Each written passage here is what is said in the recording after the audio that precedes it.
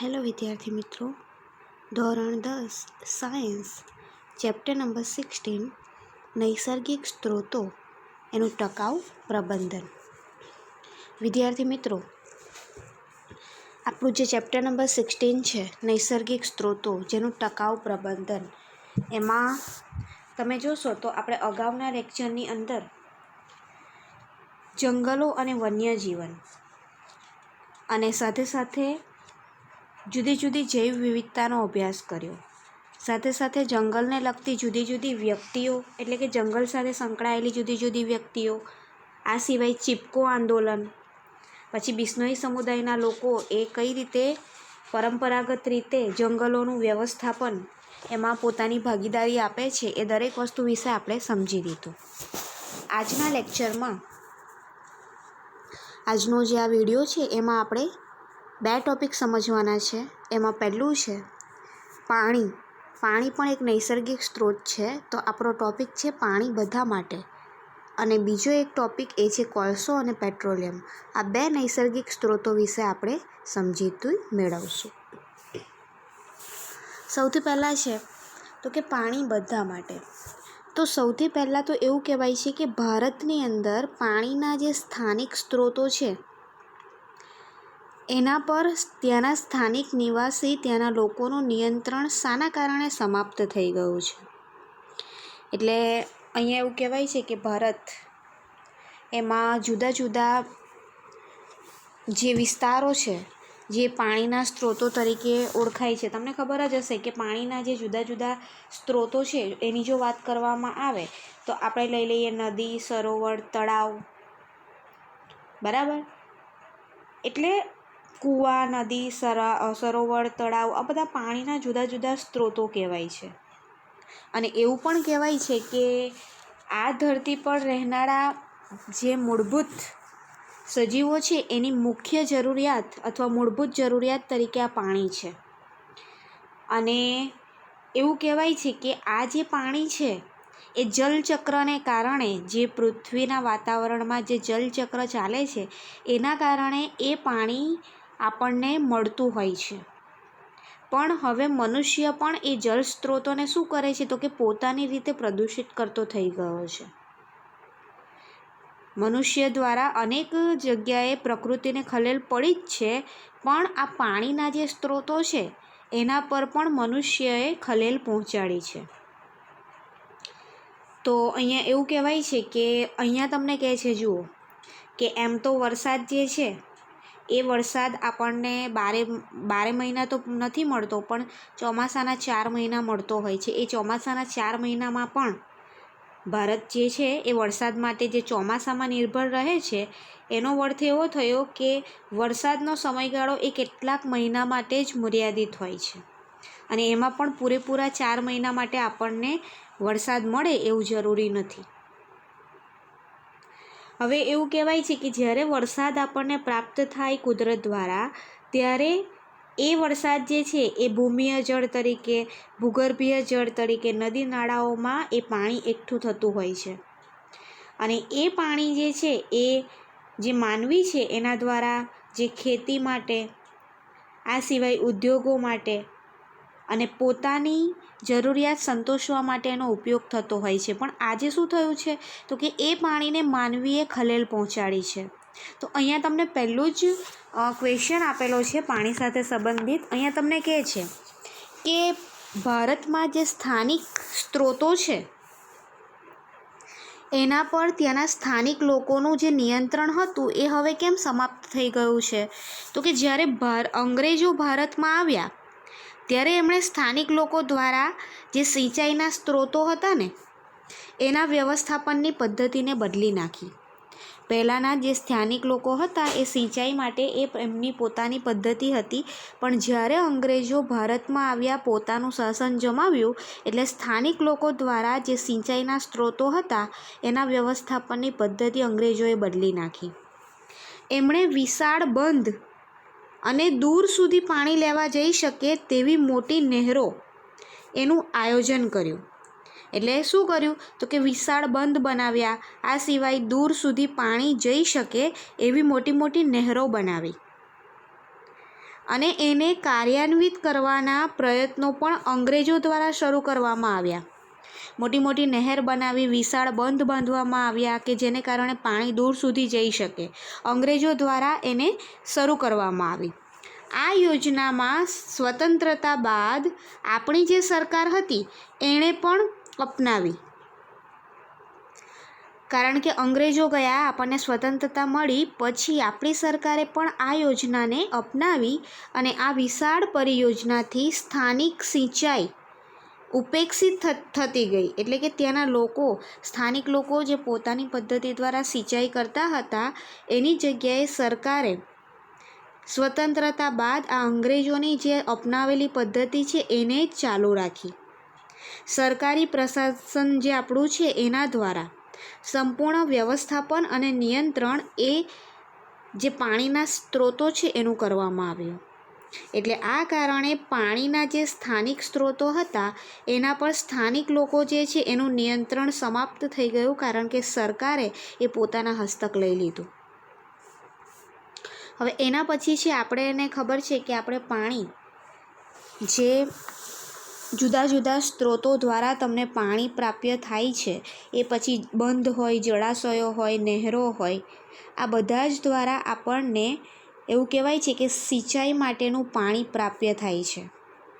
તો આ જે મોટી મોટી નદી છે જેને આપણે પાણીના સ્ત્રોત તરીકે ઓળખીએ છીએ, તો એ નદી પર જે મોટા મોટા નદી એમ કહેવાય કે આમ બંધ, સૌથી પહેલાં તો આપણે બંધની વાત કરીએ તો એવું કહેવાય છે કે મોટા મોટા બંધ પાણીના સંગ્રહ માટેના એક સ્ત્રોત કહેવાય છે. કારણ કે જે મોટી મોટી નદી છે એના પર બંધ બાંધવાથી વરસાદનું પાણી દરિયામાં વહી જતું નથી અને બંધમાં એનો સંગ્રહ થવાથી પછીથી આપણે એમાંથી સિંચાઈ માટે પણ એનો ઉપયોગ કરી શકીએ અને વિદ્યુત ઉત્પાદન માટે પણ આપણે બંધમાં સંગ્રહાયેલા પાણીનો ઉપયોગ કરી શકીએ. તો અહીંયા તમને એ જ કહે છે કે મોટા બંધ બાંધવા, એમ જોવા જાય તો આ જે મોટા બંધ છે એ બે રીતે આપણને એક રીતે ફાયદાકારક પણ છે અને એક રીતે નુકસાનકારક પણ છે. તો તમને અહીંયા આપ્યું છે કે બંધ જે છે કે જેમાં આપણે પાણી જે છે એને રોકી અને એને પાણીના સ્ત્રોતને સાચવી શકીએ, પાણીને દરિયામાં વહી જતું અટકાવી શકીએ, પણ બંધ બાંધવા માટેના કેટલાક ફાયદા છે તો કેટલાક ગેરફાયદા. સૌથી પહેલાં બંધ બાંધવાના ફાયદા વિશે જોઈએ તો પહેલું જ આપ્યું છે કે બંધમાં પર્યાપ્ત માત્રામાં પાણીનો સંગ્રહ કરવાને કારણે જે કૃષિ પાક છે, વરસ દરમિયાન આપણો જે કૃષિ પાક છે એને સિંચાઈ માટે પાણી મળી રહેશે જો આપણે પાણીને બંધમાં સંગ્રહ કરેલો હશે તો. બીજો ફાયદો છે બંધ દ્વારા સંગ્રહિત પાણીનો વિદ્યુત ઉત્પાદન કરવા માટે પણ આપણે ઉપયોગ કરીએ છીએ. આ સિવાય ત્રીજો ફાયદો એ છે બંધ બાંધવાનો કે વરસાદી જે પાણી હોય એ સમુદ્રમાં વહી જતું અટકાવી શકાય અને કેટલાક વિસ્તારોમાં એ સમુદ્રના પાણી અથવા તો વરસાદના પાણીથી જે પૂર આવે એના પર આપણે નિયંત્રણ કરી શકીએ. કેમ? તો કે બહુ વધારે પડતું પાણી હોય અને જો પૂર આવશે તો ઘણા બધા ગામો તબાહ થઈ જાય. એના કરતાં બેટર કે બંધ બાંધીને એ પાણીને આપણે અટકાવીએ, રોકીએ.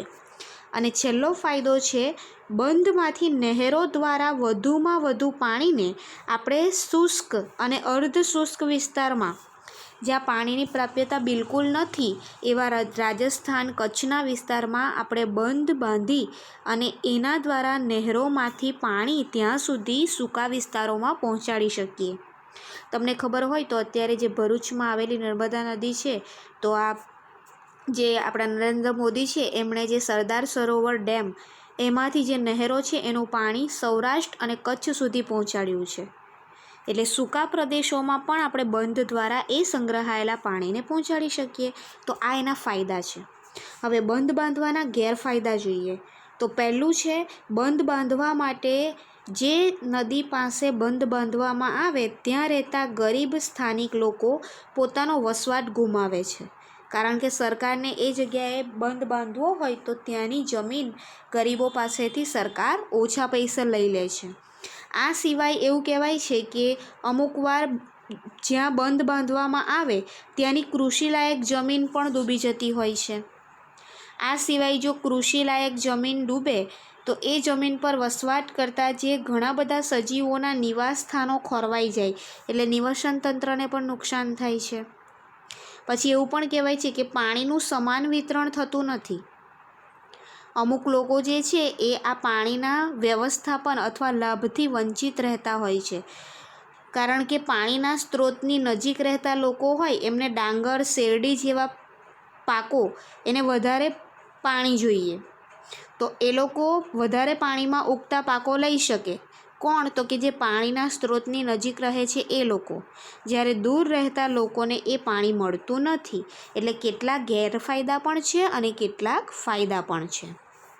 હવે આપણે જોઈએ તો મોટા બંધ, આપણે વિચારીએ કે મોટી મોટી નદીઓ પર મોટા બંધ બાંધીશું તો આપણને બંધ બાંધવાથી પાણીનો પર્યાપ્ત જથ્થો મળી રહેશે.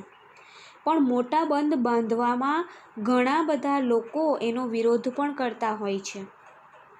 એનું એક ઉદાહરણ જો તમને આપું તો ગંગા નદી પર બાંધેલો જે ટેહરી બંધ છે, બરાબર, તો એટલા માટે કારણ કે બંધ બાંધવાથી ત્યાંની જમીન, ત્યાંના વૃક્ષો બધાની કાપણી થાય, લોકોની જમીન જતી રહે છે.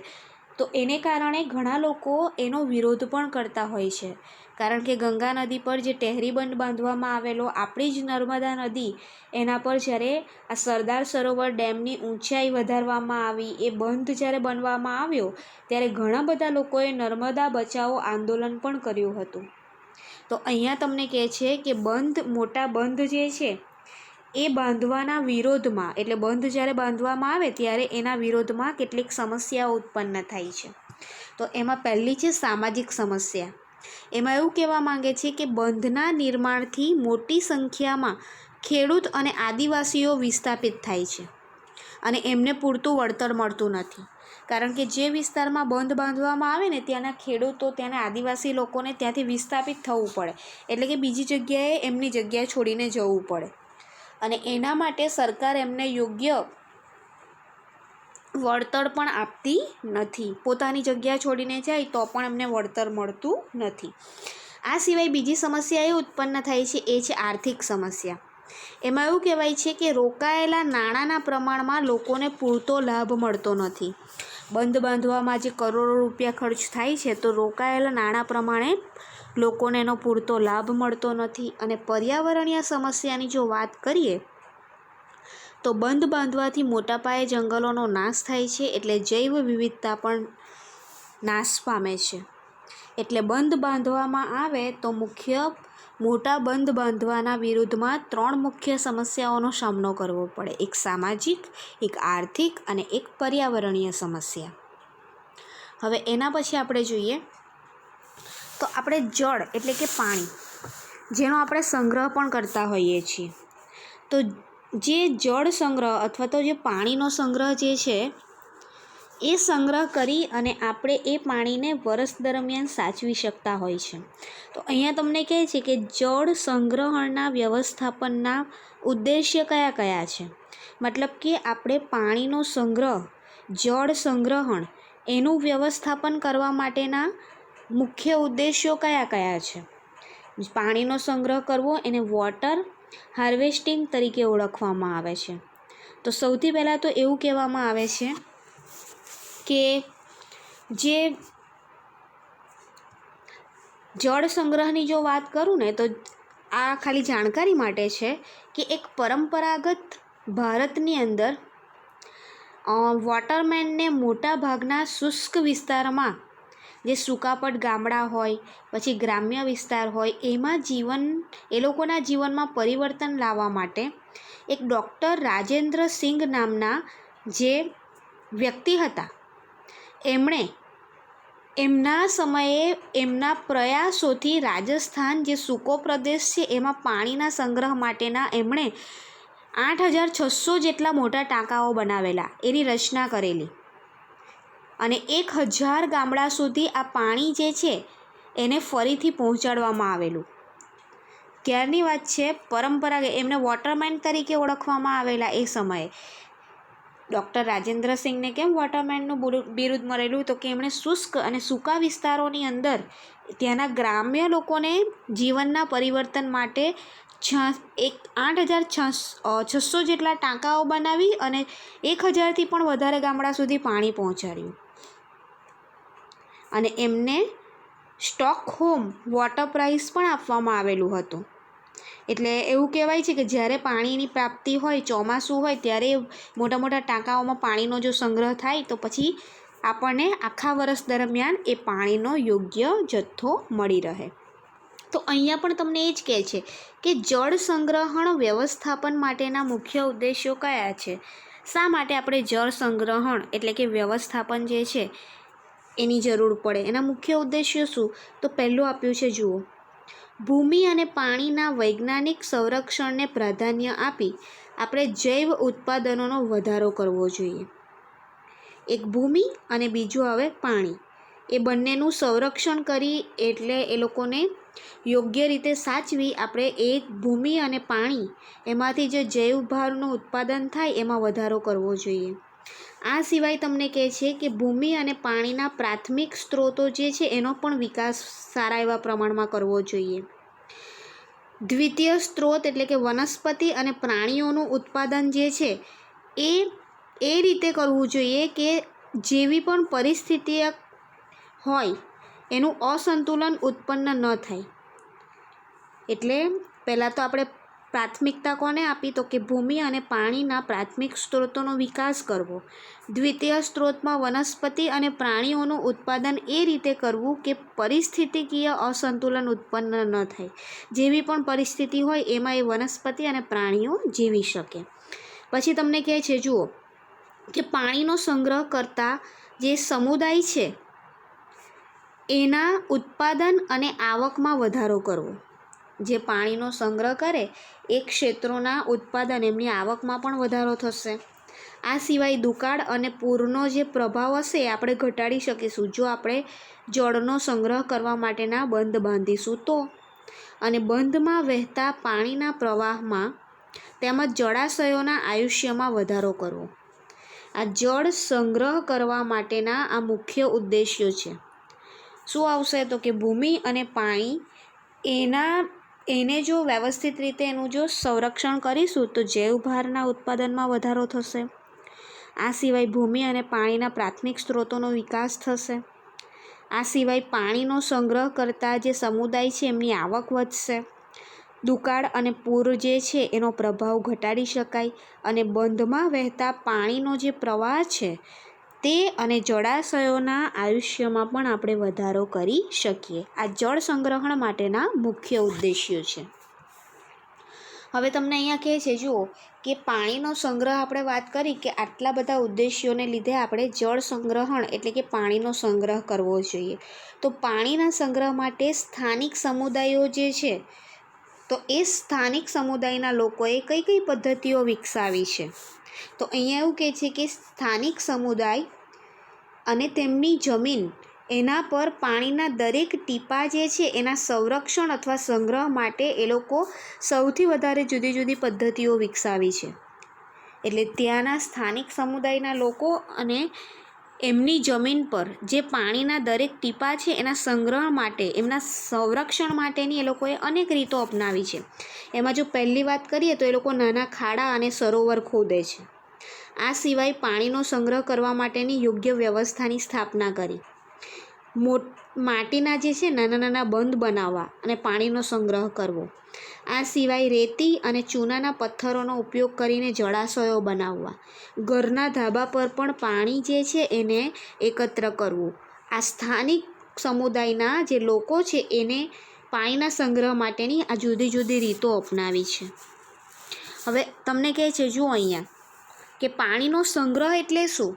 આ ટેકનિક પાણીની જાળવણીમાં કેવી રીતે મદદરૂપ થશે? તો પાણીનો સંગ્રહ એટલે આપણને ખબર છે કે વરસાદી પાણી હોય એને મોટી જે રચના છે અથવા તો કોઈ વિશાળ જગ્યા ત્યાં વરસાદી પાણીને ભેગું કરી સમગ્ર વર્ષ દરમિયાન એ પાણી પૂરું પાડવું એ એનો સંગ્રહ થયો કહેવાય.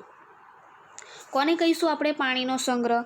તો કે વરસાદી પાણીને મોટી રચનાઓની અંદર સંગ્રહિત કરી અને આખા વર્ષ દરમિયાન એ દરેક લોકોને પૂરું પાડવું, એને આપણે કહીશું પાણીનો સંગ્રહ.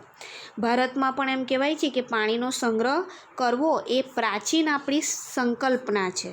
વર્ષોથી ચાલતું આવે છે કે આપણે વરસાદી પાણી હોય કે આપણને જલચક્ર દ્વારા મળેલું પાણી હોય જેનો આપણે સંગ્રહ કરવો જોઈએ. પછી એવું કહેવાય છે કે વરસાદી પાણીનો જે ચોક્કસ ટેકનોલોજી દ્વારા સંગ્રહ કરવામાં આવે તો એનો મુખ્ય ઉદ્દેશ્ય એ છે કે જે સપાટીનું જે પાણી છે એને જાળવી રાખવું અને ભૂમિના પાણી એટલે કે સપાટીની નીચે રહેલા પાણીમાં વધારો કરવો. વરસાદના પાણીનો સંગ્રહ કરવો, આ ટેકનિકનો મુખ્ય ઉદ્દેશ્ય શું? તો કે સપાટીય જે જળ છે, સપાટીનું પાણી એને જાળવી રાખવાનું ને સપાટીની અંદર રહેલું ભૂગર્ભીય જળ એના જથ્થામાં વધારો કરવો. હવે એના પછી તમને આપેલું છે પાણી સંગ્રહણની સ્થાનિક ટેકનિકો. એનાથી સ્થાનિક નિવાસીને કયા લાભ થાય છે? તો કે પાણીના સંગ્રહ માટે પાણીનો સંગ્રહ અથવા એનું સંરક્ષણ કરવાની જે સ્થાનિક પદ્ધતિઓ છે એના દ્વારા જે સ્થાનિક નિવાસીઓ જે છે એની પાસેથી આ સ્ત્રોતોનું યોગ્ય આપણે વ્યવસ્થાપન કરી શકીએ છીએ. સ્થાનિક લોકો એ સ્ત્રોતોને પોતાના સમજી અને એનું સંરક્ષણ કરે છે. આ સિવાય પાણીનો દુરુપયોગ થતો અટકે છે. ભૂગર્ભમાં સંગ્રહાતો જે પાણી છે એનાથી મોટાભાગના વિસ્તારમાં જે વનસ્પતિઓ છે એને ભેજ પણ પ્રાપ્ત થાય છે અને મનુષ્ય અને પ્રાણીઓના ઉત્સર્ગ દ્રવ્યોથી પાણી પ્રદૂષિત થતું અટકે છે. એટલે પાણીના સંગ્રહણ અથવા સંરક્ષણ માટે જો સ્થાનિક નિવાસીઓ જે છે એની જો મદદ લેવામાં આવે તો એ સ્ત્રોતોનું એ લોકો વ્યવસ્થાપન યોગ્ય રીતે કરી શકે, પાણીનો દુરુપયોગ ઘટે. એ પોતે એવું માને કે આ પાણી એ લોકોએ પીવાનું છે એટલે મનુષ્ય અને પ્રાણીઓ દ્વારા જો એ પાણીનું યોગ્ય સંરક્ષણ કરવામાં આવશે તો ઉત્સર્ગ દ્રવ્યો પાણીમાં જો ન જાય તો પાણી પ્રદૂષિત થતું પણ અટકશે અને આસપાસની જેટલી જમીન છે એ ભેજવાળી જો બને તો એને કારણે વનસ્પતિને પણ એ યોગ્ય ભેજ પ્રાપ્ત થશે. હવે એના પછી તમને આપેલું છે કે પાણી જે છે એનું જે ભૂમિય જળ સ્વરૂપ છે એના સંગ્રહણના ફાયદા કયા કયા? તો જો પાણીને ભૂગર્ભની અંદર ભૂમિય જળ તરીકે આપણે એનો સંગ્રહ કરીએ છીએ તો પહેલો ફાયદો છે તે બાષ્પ બનીને ઉડી જતું નથી, કારણ કે ભૂગર્ભમાં એ સંગ્રહ પામેલું છે. આ સિવાય મચ્છરના પ્રજનન જે સમસ્યા છે એ ઉદ્ભવતી નથી, કારણ કે જો ખુલ્લું પાણી હશે તો ત્યાં મચ્છરો જે છે એમાં પણ પ્રજનન સ્થાનો બની જશે એ પાણી અને મચ્છરોનો ઉપદ્રવ વધશે. પણ અહીંયા જો એ પાણી ભૂમિય જળ સ્વરૂપે જમીનની અંદર ભૂગર્ભ જળ તરીકે સંગ્રહ પામે તો એ બાષ્પ બની ઉડી જતું નથી, મચ્છરના પ્રજનનની સમસ્યા ઉદ્ભવતી નથી, મનુષ્ય અને પ્રાણીઓ એમના ઉત્સર્ગ દ્રવ્યો દ્વારા એ પાણીને પ્રદૂષિત નથી કરી શકતા, મોટા વિસ્તારમાં વનસ્પતિને યોગ્ય ભેજ મળશે અને જે ભૂમિમાં પ્રસરીને કૂવાના જે જળસ્તર છે એટલે કે જમીનની અંદર એ પાણી અંદર ઊંડે સુધી જશે, એનો સંગ્રહ થશે ભૂગર્ભ જળનો તો કૂવાના જળસ્તરમાં પણ વધારો થઈ શકશે. તો ભૂગર્ભીય જળ એ પાણીના મુખ્ય એનું જે સંરક્ષણ કરવામાં આવે તો એના આ મુખ્ય ફાયદાઓ છે. હવે એના પછી આપણે જો વાત કરીએ તો પાણી જે છે એના સંગ્રહ માટેની એક પારંપરિક પદ્ધતિ છે અને એ પદ્ધતિનું નામ છે ખાદિન પદ્ધતિ.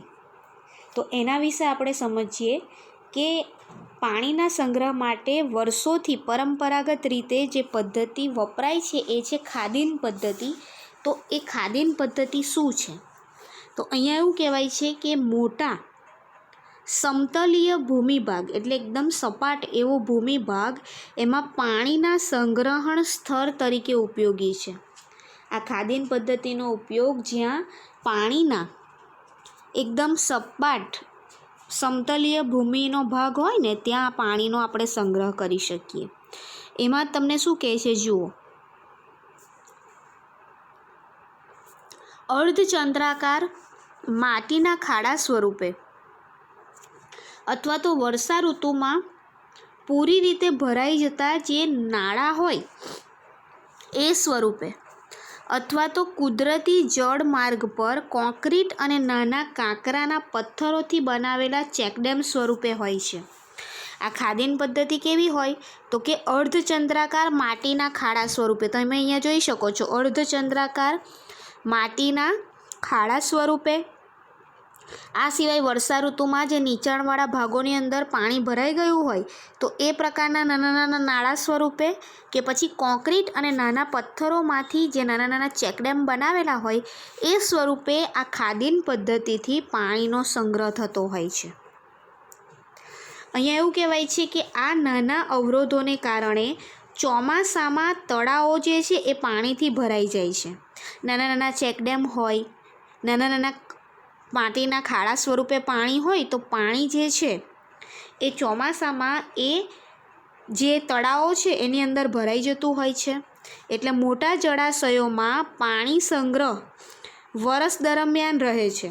એટલે આ જળાશયોની અંદર પાણી તો રહે છે, પણ જે નાના નાના જળાશયો છે એમાં આ પાણી 6 મહિના કે તેનાથી પણ ઓછો સમય સુધી રહે છે અને પછી એ સુકાઈ જાય છે. આ તો આપણને ખબર જ છે કે પૃથ્વી પર જો મોટા જળાશયોની વાત કરીએ તો ચોમાસાની અંદર એ તળાવો, એ જળાશયો જે પાણીથી ભરાય ને એ પાણી વર્ષ એટલે એવું કે સમગ્ર વર્ષ દરમિયાન તમને મળી રહે. પણ જો નાના નાના જળાશયો હશે તો 5 થી 6 મહિના કે ઓછા સમયગાળા સુધી જ આપણને પાણી મળશે, પછી એ સુકાઈ જાય છે. એટલે આ પારંપરિક પદ્ધતિનો મુખ્ય ઉદ્દેશ્ય પૃથ્વીની સપાટીની નીચે ભૂગર્ભીય જળમાં વધારો કરવો. એટલે આવી રીતે નાના નાના ચેકડેમ બનાવી નીચાણવાળા વિસ્તારોમાં જે પાણીના નાળા ભરાઈ જાય છે, માટીના ખાડા બનાવી અને એમાં પાણીનો સંગ્રહ કરી એ પાણીને ભૂગર્ભમાં મોકલવામાં આવે છે. એટલે ખાદીન પદ્ધતિથી મુખ્ય ઉદ્દેશ્ય શું છે તો કે પૃથ્વીની નીચે રહેલું પાણી એના ભૂમિય જળસ્તરમાં વધારો કરવો. હવે તમે જોશો તો પાણીના સંગ્રહણ માટેના 4 ફાયદા છે. તમે પાણીનો સંગ્રહ કરો તો કયા કયા 4 ફાયદા થાય? તો સૌથી પહેલું આપ્યું છે, જુઓ, ભૂગર્ભ જળમાં વધારો થાય, પીવા માટે આપણને યોગ્ય પાણી મળી રહે, સિંચાઈ માટે યોગ્ય પૂરતું પાણી મળી રહે અને પાણીને કારણે વનસ્પતિની વૃદ્ધિ એ સારી રીતે થઈ શકે. હવે મેં તમને કહ્યું એમ કે અત્યારે આપણે જે પાણીના સંગ્રહ માટેની આપણે ખાદીન પદ્ધતિ વિશે જોયું, બરાબર, કે જુદા જુદા વિસ્તારો જે છે એની અંદર પાણીના સંગ્રહ માટેની ખાદીન પદ્ધતિ એટલે કે જે વહેતું પાણી હોય એને નાના નાના ખાદીન બંધ બાંધી અને ત્યાં પાણીનો સંગ્રહ કરી પછી ખાડ કૂવા જેવો કૂવો બનાવી એ પાણીને અંદર જમીનમાં ઉતારવામાં આવે. તો ભારતના પણ જુદા જુદા વિસ્તારોમાં આ પાણી જે છે એ પાણીનો સંગ્રહ કરવા માટેની યોગ્ય પરંપરાગત પદ્ધતિઓ છે.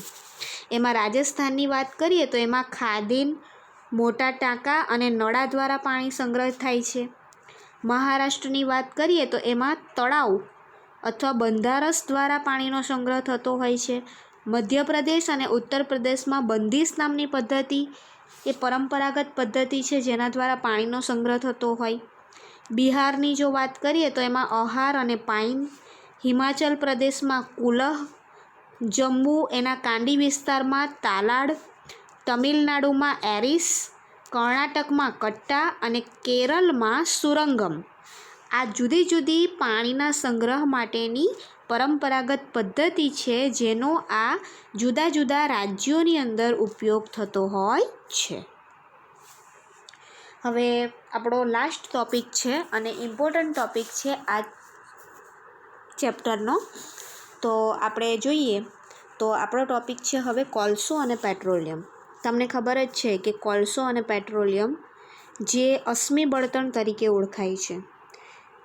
લાખો વર્ષ પહેલાં જ્યારે આ વનસ્પતિ અને પ્રાણીઓ અમુક કુદરતી હોનારતોને કારણે જે જમીનમાં દટાયા, ત્યારબાદ એ જે વિશાળ વનસ્પતિ અને પ્રાણીઓ જે જમીનમાં સંગ્રહાયા, જમીનની પેટાળની ગરમી દ્વારા એનું વિઘટન થયું અને એમાંથી કોલસો અને પેટ્રોલિયમ લાખો વર્ષો બાદ આપણને પ્રાપ્ત થયો છે. હવે એક વસ્તુ તમને કહું તો અહીંયાથી ક્વેશ્ચન પૂછાય છે કે આ જે કોલસો અને પેટ્રોલિયમ છે, જે આપણે અશ્મિ બળતણ તરીકે ઓળખીએ છીએ, તો એ સ્ત્રોતો જે આપણને કોલસા અને પેટ્રોલિયમમાંથી ઉર્જા પૂરી પડે છે, તો એ સ્ત્રોતો મેં તમને કહ્યું એમ કે લાખો વર્ષો પછી આપણને પ્રાપ્ત થયા છે.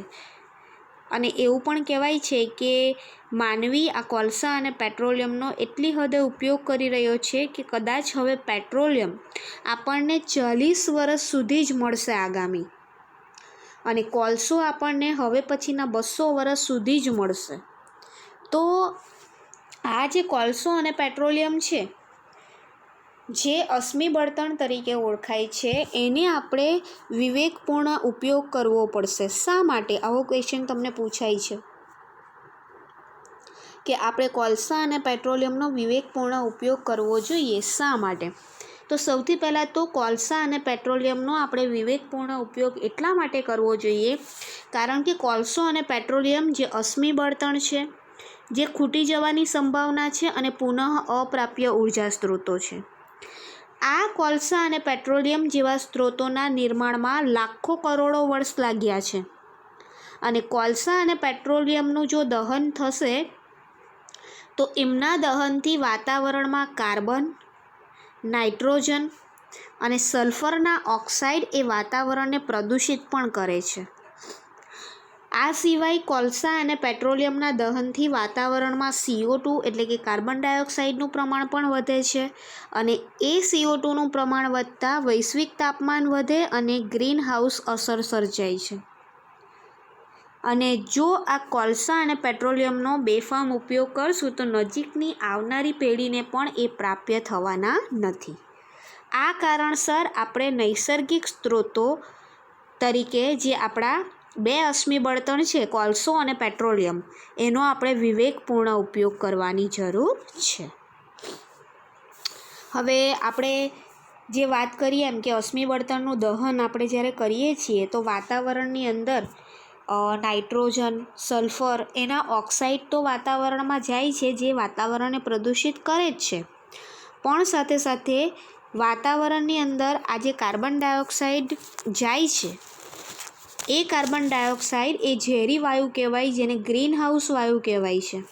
તો અહીંયા તમને કહે છે કે વાતાવરણમાં આ જે અશ્મિ બળતણ છે એના દહનથી CO2 વાયુ વધુ પ્રમાણમાં જો વાતાવરણમાં જતો હોય તો આપણે વાતાવરણમાં આ કાર્બન ડાયોક્સાઇડના નિયંત્રણ માટે કોઈ પગલાં લઈ શકીએ? તો કે હા, આપણે જો વાતાવરણમાં CO2ને ઓછો મુક્ત કરવો હોય તો પહેલો જ પોઈન્ટ છે પેટ્રોલ અને ડીઝલથી ચાલતા વ્યક્તિગત સાધનો અથવા વાહનો જે અશ્મિ બળતણના ઉપયોગથી ચાલતા હોય છે, તો આપણે એ વ્યક્તિગત વાહનોનો ઉપયોગ ઓછો કરવો અને અશ્મિ બળતણનો ઉપયોગ ઘટાડવો જોઈએ. એની જગ્યાએ તમે જાહેર પરિવહન સેવાનો ઉપયોગ કરો. દરેક વ્યક્તિ પોતાનું પ્રાઇવેટ વ્હીકલ લઈને જાય એના કરતાં બેટર છે કે આપણે એક પ્રાઇવેટની જગ્યાએ એક જાહેર વાહન, જેમાં એક જ વ્હીકલમાં ઘણા બધા લોકો જઈ શકે, એ પ્રમાણે આપણે અશ્મિ બળતણનો ઉપયોગ એટલે કે પેટ્રોલ ડીઝલનો ઉપયોગ ઘટાડવો જોઈએ. આ સિવાય અશ્મિ બળતણની જગ્યાએ આપણે વૈકલ્પિક બળતણ તરીકે CNGનો વધારે ઉપયોગ કરી શકીએ. કચરાને સળગાવવાને બદલે એને ખાતર અને બાયોગેસના ઉત્પાદનમાં વાપરવો જોઈએ, કારણ કે કચરો સળગે એટલે CO2 વાયુ વાતાવરણમાં જવાનો છે. એના કરતાં એનું ખાતર બનાવી દો અને બાયોગેસ પ્લાન્ટ એમાં એનો ઉપયોગ કરો. પછી CO2 વાતાવરણમાં વધુ ન ફેલાય એ માટે આપણે મોટી સંખ્યામાં વૃક્ષો વાવવા જોઈએ.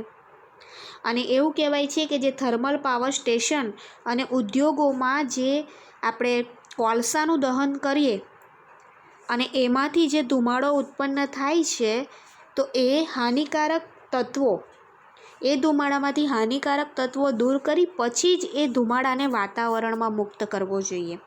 કારણ કે અશ્મિ બળતણ તરીકે કોલસો જે થર્મલ પાવર સ્ટેશનમાં વિદ્યુત ઉત્પન્ન કરવા માટે વપરાય છે, એટલે એનું દહન થશે તો એકદમ ઝેરી વાયુઓ વાતાવરણમાં ધુમાડા સાથે જાય અને સાથે સાથે એમાં CO2 પણ હોય.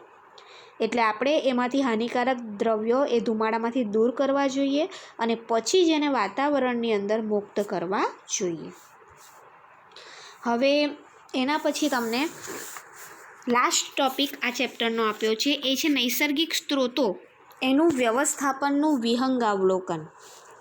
મતલબ કે આપણે જે આખા ચેપ્ટરમાં નૈસર્ગિક સ્ત્રોતોનું વ્યવસ્થાપન સમજી ગયા, એનો ઓવરવ્યૂ એની અંદર તમને મુખ્ય 2 વસ્તુ સમજાવી છે કે આપણે આખા ચેપ્ટરની અંદર નૈસર્ગિક સ્ત્રોતોનું સુપોષિત એટલે કે ટકાઉ વ્યવસ્થાપન કરવું જોઈએ. નૈસર્ગિક સ્ત્રોતોનું આપણે યોગ્ય વ્યવસ્થાપન કરવાની જરૂર છે, પણ એ વ્યવસ્થાપનની અંદર પણ આપણને કેટલીક નિષ્ફળતાઓ મળી છે અને એ નિષ્ફળતા માટેના 2 કારણો છે. એક પહેલું છે નૈસર્ગિક સ્ત્રોતોનું જે વ્યવસ્થાપન કરવામાં પહેલું આપણને નિષ્ફળતા મળે છે એનું મુખ્ય કારણ છે વસ્તી વધારો. એવું કહેવાય છે કે દિન પ્રતિદિન વસ્તીમાં એટલો બધો વધારો થઈ રહ્યો છે કે એને કારણે નૈસર્ગિક સ્ત્રોતોની માંગ વધી છે અને જો લોકોની સંખ્યા વધે એટલે નૈસર્ગિક સ્ત્રોતોની ઓટોમેટિક માંગ વધે અને એ મર્યાદિત સ્ત્રોતો હોવા છતાં વસ્તી વધી એની માંગ વધવાને કારણે એ નૈસર્ગિક સ્ત્રોતો એનો ઉપયોગ લોકો કરે જ છે અને એનું વ્યવસ્થાપન કરવામાં આપણે નિષ્ફળ જઈએ છીએ. કારણ કે વસ્તી વધી, લોકોની માંગ વધી, તો એ મર્યાદિત જે નૈસર્ગિક સ્ત્રોતો છે એમાં વધતી જતી વસ્તીને કારણે એ સ્ત્રોતો પર દબાણ આવે છે અને લોકો એનો ઉપયોગ કરે જ છે. તો એક વસ્તી વધારો એ નૈસર્ગિક સ્ત્રોતોના વ્યવસ્થાપનમાં એક ચોક્કસ નિષ્ફળતાનું કારણ બને છે. અને બીજું આવે લોકોનો સ્વાર્થ, એની લાલચ. કારણ કે લોકોને તમે ગમે તેટલું સમજાવશો ને, પરંતુ એ પોતાના સ્વાર્થ માટે એક વ્યક્તિ એ પોતાના સ્વાર્થ માટે બીજા અસંખ્ય લોકોના દુઃખનું કારણ બને છે. પોતે સ્વાર્થ માટે અમુક પર્યાવરણનો નાશ કરી, નૈસર્ગિક સ્ત્રોતોનો નાશ કરી અને ત્યાં પોતે કદાચ પોતાના સ્વાર્થ ખાતર શું કરે છે તો કે ઉદ્યોગો સ્થાપે, એટલે બીજા અસંખ્ય લોકોને એનું નુકસાનનું પણ ભોગવવું પડતું હોય છે. એટલે 2 વસ્તુ મુખ્ય છે, એક લોકોનો સ્વાર્થ અને બીજો વસ્તી વધારો, કે જેને કારણે આપણે નૈસર્ગિક સ્ત્રોતોનું જે યોગ્ય વ્યવસ્થાપન કરીએ છીએ એમાં આપણને ઘણીવાર નિષ્ફળતા મળતી હોય છે. તો વિદ્યાર્થી મિત્રો, અહીંયા આપણું ચેપ્ટર નંબર 16 નૈસર્ગિક સ્ત્રોતોનું વ્યવસ્થાપન એ કમ્પ્લીટ થાય છે.